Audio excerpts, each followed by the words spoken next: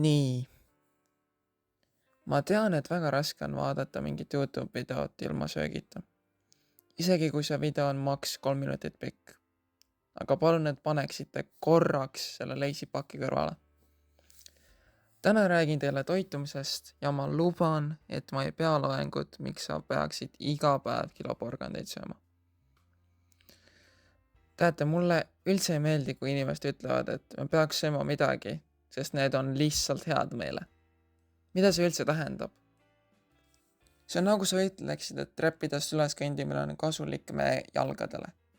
Aga reaalselt mitte kellelegi ei meeldi see. Arvan, et me kõik juba teame, mis on ebatervislik meile, aga me ikka sööme seda. Ühel pool on friikad ja teisel pool on brokkoli. Mis vahet neil tõesti on?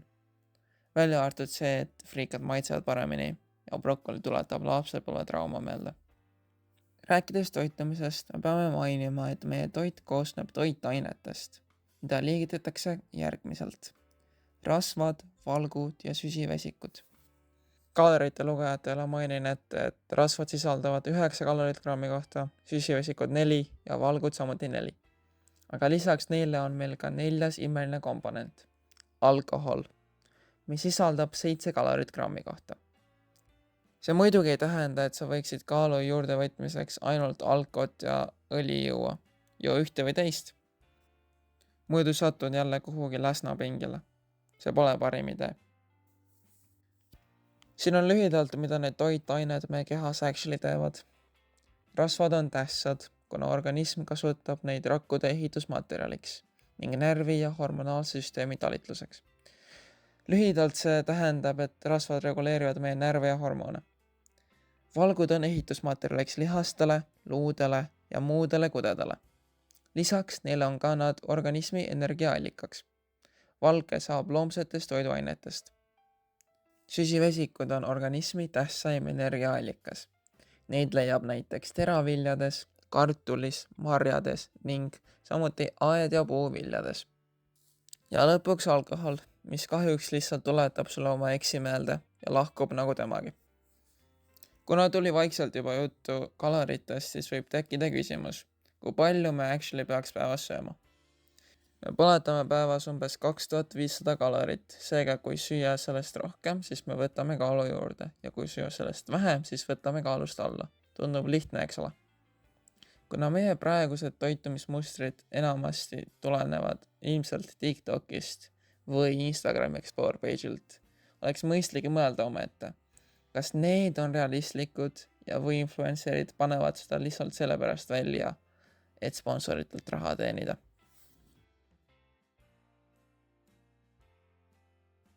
Tagasi asja juurde. Enamus neist väidavad, et me peaks sööma toitu, mis on rikkad antioksidantide poolest. Aga mis need antioksidandid tõesti on? Need on ained, mis kaitsevad keha kahjulike ainete eest. Neid on tõesti kasulikud meie kehale ning neid leiab näiteks pähklites, marjades ja rohelistes köögiviljades. Mõned märgid, mida tähele panna, et sul on näiteks vähe antioksidante, on väsimus, nahamuutused, silmakuivus ja nii edasi. Aga nagu iga asjaga peab leidma hea keskmise, sest liiga palju pole alati hea. Seoses sellega saaksin tutvustada dieedipidamise põhimõtteid. Arvatakse, et piisab ainult kindlast toidust ja trennist, aga need kaks on ainult veerand sellest suurest tervikust. Teine veerand on muidugi piisav uni. Palun vaadake meie eelmist videot, aitäh! Ja ülejäänud 50% on selle tegemine, mis sa lubasid, et sa teed ära. Arvan, et kõigil tekib see soov midagi muuta oma dieedis erineval viisil.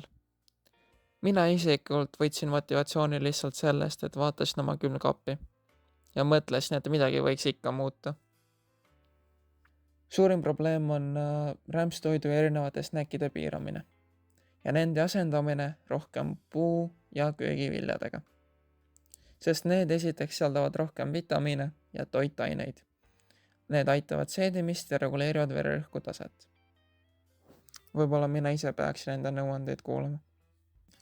Muidugi ei saa mainima jätta, kui tähtis on vesi. Päevas võiks juua umbes 3 liitrit vett, sest veeta oled nagu wifi ühendus ilma netita, lihtsalt ei tööta. Inimene saab ilma veeta minna ainult 4 päeva, seega kohv ja limonaad ei loe. Isegi kui su aju üritab sind veenda, et see on peaaegu sama asi. Lihtsalt joo vett. Soovituslik on muidugi vähendada töödeldud toidu tarbimist, näiteks kiirtoit ja valmistoit, mis sisaldavad palju külastunud rasve. Ja isegi kui see ei tule kohe välja ja leiad end kell 2 öösel külmiku ees ja loodad, et midagi head oleks sinna maagiliselt tekkinud, siis ära kasuta seda vabandusena uuesti rämpstoitu süüa. Vaid ära anna alla ja järgi oma plaani. Ma loodan, et teile meeldis. Aga nüüd ma pean kiirelt ära jooksma, sest Bolt Food just jõudis kohale, seega tšau, paka!